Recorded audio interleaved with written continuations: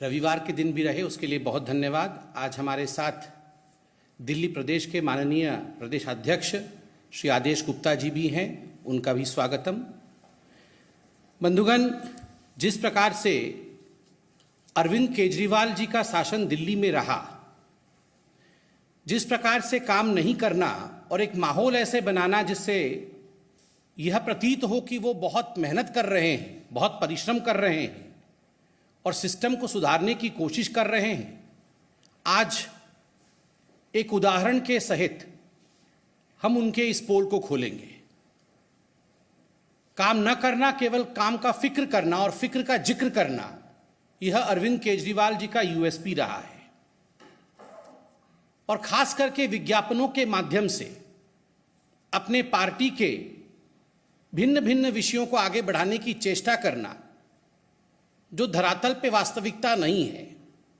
आजकल भी हम टीवी ऑन करते हैं तो पंजाब के आदरणीय मुख्यमंत्री जी को एक एंटी करप्शन हेल्पलाइन के साथ देखते हैं।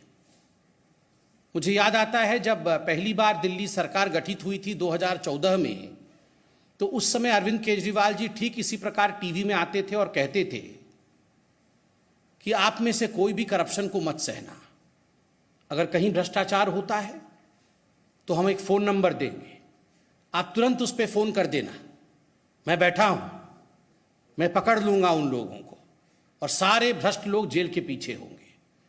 उन्होंने किसी को नहीं छोड़ा था।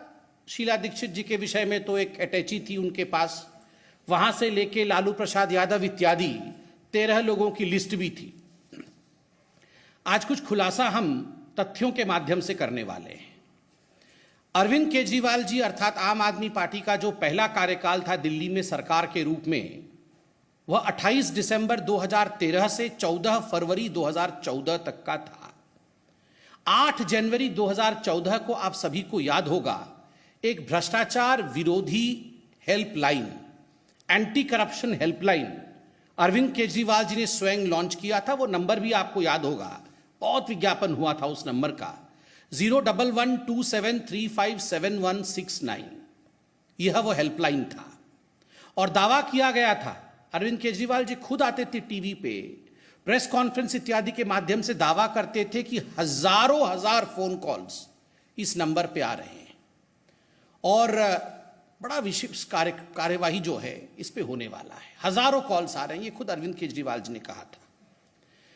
दूसरा कार्यकाल आम आदमी पार्टी का 2015 से 2020 तक था, 2020 तक था। 5 अप्रैल 2015 को पुनः एक नवगठित हेल्पलाइन लॉन्च किया गया था, एक नया नंबर लॉन्च किया गया था, and the new number was 1031। और यह जो नंबर था, यह विजिलेंस डिपार्टमेंट, दिल्ली सरकार के विजिलेंस डिपार्टमेंट सतर्कता विभाग के अंतर्गत था कि विजिलेंस डिपार्टमेंट इसके ऊपर एक पैनी निगाह रखेगी और जो भी कॉल्स इसमें आएंगे उस पर कार्यवाही करने का काम विजिलेंस डिपार्टमेंट करेगी, क्योंकि विजिलेंस डिपार्टमेंट इन सारे कॉल्स को एसीबी, एंटी करप्शन ब्यूरो, उस समय विजिलेंस डिपार्टमेंट के अंडर में था, एसीबी के पास भेजेगी। इस पर भी बहुत विज्ञापन हुआ। एक ऐसा माहौल बनाया गया मानो भ्रष्टाचार के खिलाफ बहुत बड़ी लड़ाई लड़ने की चेष्टा अरविंद केजरीवाल जी की है। आपको याद होगा उसके पश्चात दिल्ली सरकार के सतर्कता विभाग अर्थात विजिलेंस डिपार्टमेंट में से एसीबी चला गया, एसीबी उनके पास नहीं रहा। जब एसीबी उनसे छिन गया तो आम आदमी पार्टी ने प्रेस कॉन्फ्रेंस किया और कुछ आंकड़े रखे। प्रेस कॉन्फ्रेंस के माध्यम से उन्होंने आंकड़े रखा कि ये जो हेल्पलाइन 1031 खोला गया था, उसके माध्यम से जो कॉल आए थे उनकी संख्या 1,25,000 की थी। 1,25,000 calls were received through this helpline, the anti-corruption helpline, that is 1031. And mostly these anti-corruption calls, ये जो भ्रष्टाचार के विरोध जो कॉल्स थे, ये कॉल्स कुछ विभागों की थी जिसमें एमसीडी, पुलिस, परिवहन विभाग और दिल्ली जल बोर्ड सम्मिलित थे, कि इन 4-5 विभागों का बहुत कॉल्स आया है। 1,25,000 कॉल्स आई है और आम आदमी पार्टी ने प्रेस कॉन्फ्रेंस करके कहा था उस समय कि इसके आधार पर लगभग 152 अधिकारियों को निलंबित अर्थात सस्पेंड किया गया है और 35 अधिकारियों को गिरफ्तार किया गया है। एक आरटीआई का सिलसिला चालू हुआ। राइट टू इंफॉर्मेशन है। लोगों ने जानना चाहा कि वास्तविकता इस नंबर का क्या था, कितने लोगों को वास्तविक रूप से इसमें सजा हुआ। जो दिल्ली पुलिस की आरटीआई की जवाब 13 मई 2015 को दिल्ली पुलिस से यह आरटीआई में मांगा गया कि कितने लोग गिरफ्तार हुए, क्योंकि जो नोडल एजेंसी है कार्यवाही करने की, एफआईआर दर्ज करने की, शिकायत दर्ज करने की, वो तो आप हैं। तो कितने लोग गिरफ्तार हुए, क्या कार्यवाही हुई? तो दिल्ली पुलिस का कहना था कि कुल मिलाकर के 1031 पे 282 कॉल्स मात्र आए और 7 केस दर्ज हुए। गिरफ्तारी किसी की नहीं हुई, मात्र 7 केस दर्ज हुए। Just imagine. आम आदमी पार्टी के प्रवक्ताओं ने, उनके नेताओं ने प्रेस कॉन्फ्रेंस करके कहा 1,25,000 कॉल्स आई, 152 सस्पेंड हो गए, 35 गिरफ्तार हो गए। भारी जुर्म हो गया था इसलिए 35 गिरफ्तार हो गए। किंतु दिल्ली पुलिस ने कहा कुल मिलाकर के 282 कॉल्स आए। डिफरेंस देखिए, 1,25,000 और 282, और केवल 7 केस दर्ज हुए। कोई गिरफ्तार नहीं हुआ, कोई 7 केस दर्ज हुए। ठीक उसी प्रकार स्पेशल सीपी एंटी करप्शन एक विभाग था, उसके जो स्पेशल सीपी थे, स्पेशल सीपी के अनुसार 20 अप्रैल 2015 को उन्होंने कहा कि ये जो 1031 हेल्पलाइन था, इसमें मैक्सिमम 451 शिकायतें आईं, 11 मामले दर्ज हुए। 7 से 11 मामले।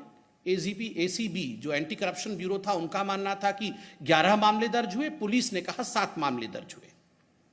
बाद में आपको पता है ये जो हेल्पलाइन था 1031, जिसके ऊपर इतना फैनफेयर हुआ था कि पता नहीं दिल्ली का चेहरा बदल जाएगा, करप्शन आम आदमी के जीवन से समाप्त हो जाएगा, ये बंद हो गया। ये कोविड हेल्पलाइन में परिवर्तित कर दिया गया और अभी भी ये बंद है। आज पंजाब के चीफ मिनिस्टर इसी प्रकार के एक हेल्पलाइन को लेकर वो कहीं ना कहीं पंजाब बदल जाएगा इस प्रकार की राजनीति भी कर रहे हैं। और आपको जान के आश्चर्य होगा कि उस समय के जो एसीबी अधिकारी थे, ये ऑन रिकॉर्ड है, ये पब्लिक में है, कि उस समय के जो एसीबी अधिकारी थे, उन्होंने कहा कि ये जितने भी 1031 पे कॉल आए थे उनका कोई रिकॉर्ड नहीं है। No record keeping could be done. Why? क्योंकि ये सब दिल्ली सरकार ने उस समय निजी स्वयं सेवकों को रखा था। निजी मतलब अपने ही जो सिविल सोसाइटी के लोग होते हैं, एनजीओ के लोग होते हैं, उनको रखा था इस काम को करने के लिए। सो दे वर नॉट क्वाइट डेप्थ। उनको पता नहीं था कि इस प्रकार इस हेल्पलाइन को हैंडल करना है, इसलिए कोई रिकॉर्ड कीपिंग नहीं हुआ है। इसलिए यह बताना संभव नहीं है कि वास्तविक रूप में किसी पे काम हुआ है या नहीं हुआ है। खोदा पहाड़ निकली चुहिया, एक मुहावरा है। आप सोच के देखिए, इतना कुछ कहा गया था। अरविंद केजरीवाल जी किस तरह हाथ ऐसे ऐसे करके प्रेस कॉन्फ्रेंस करते थे रोज कि हम भ्रष्टाचार समाप्त कर देंगे, आप बिल्कुल डरिएगा मत, मैं बिल्कुल हूं ना, मैं, आप फोन करिए, मैं बैठा हूं, सारा भ्रष्टाचार समाप्त हो जाएगा, क्योंकि ये हेल्पलाइन ही सब कुछ है। कुछ नहीं हुआ, किसी के खिलाफ केस नहीं हुआ है, कोई जेल नहीं गया है, इतने वर्ष बीत गए। ये जो इनकी रणनीति है, कुछ नहीं करना, केवल जिक्र करना और जिक्र का फिक्र करना, आज उसी विषय में ये प्रेस कॉन्फ्रेंस है। और बाकी बहुत सारे विषयों को लेकर अभी आदेश गुप्ता जी, हमारे दिल्ली प्रदेश अध्यक्ष, आपके सामने रूबरू होंगे। माननीय आदेश जी। धन्यवाद माननीय संबित पात्रा जी। अभी सभी पत्रकार मित्रों को मेरा नमस्कार। अभी बड़े विस्तार से दिल्ली में अरविंद केजरीवाल की भ्रष्टाचार विरोधी हेल्पलाइन के बारे में उनका पोल खोलने का काम संबित जी ने किया है। और दिल्ली के मामले के अंदर भी मैं कुछ बातें आपके सामने साझा करना चाहता हूं। दिल्ली के मुख्यमंत्री जी जिस समय पंजाब के अंदर उनकी सरकार बनी, तो उन्होंने ट्वीट किया कि हमने 11 दिन के अंदर दिल्ली के अंदर एक परिवर्तन किया, एक पंजाब के अंदर कट्टर ईमानदार सरकार आ गई है। और ऐसी कट्टर ईमानदार सरकार को चलाने वाले जो कट्टर ईमानदार मुख्यमंत्री केजरीवाल हैं, उनके बड़े ही कट्टर दोस्त और मित्र और उनके सखा रहे ऐसे दिल्ली में उनके ही मंत्रिमंडल के मंत्री सत्येंद्र जैन जी की एक कारनामा सामने आया। और वो कारनामा उनकी लगभग 5 करोड़ की संपत्ति, जो कि फर्जी कंपनियों के नाम पर हवाला कारोबारियों से लेन देन करके उन्होंने जमीन खरीदी थी, उसको जब्त किया गया। और यह कार्रवाई बहुत नई नहीं है, पिछले 5-6 सालों से उन पर यह कार्रवाई चल रही, उस पर जांच चल रही। और उस जांच के दौरान यह पाया गया कि किस तरह से सरकार का जो वो उपयोग कहते हैं उसको दुरुपयोग कर रहे थे, अपने पद का दुरुपयोग कर रहे थे। किस तरह से दिल्ली के कट्टर ईमानदार मुख्यमंत्री के कट्टर दोस्त और चहेते सत्येंद्र जैन के हवाला कारोबारियों से जो लेन देन था उसमें 16.38 करोड़ रुपया हवाला कारोबारियों से लेन देन किया। और खुद हवाला कारोबारियों ने इस जांच के दौरान बताया, जीवेंद्र मिश्रा, अभिषेक चोखानी, राजेंद्र बंसल।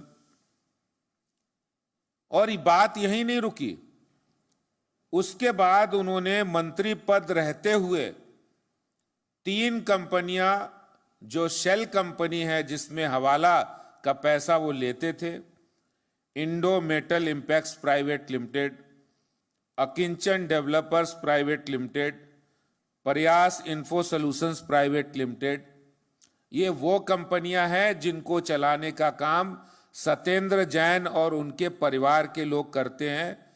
शेल कंपनी है, इसमें जितना उनका नंबर 2 का पैसा हवाला के थ्रू वो लेते थे और इससे करते क्या थे, ये बात भी बहुत जानकारी आपको दे रहा हूं।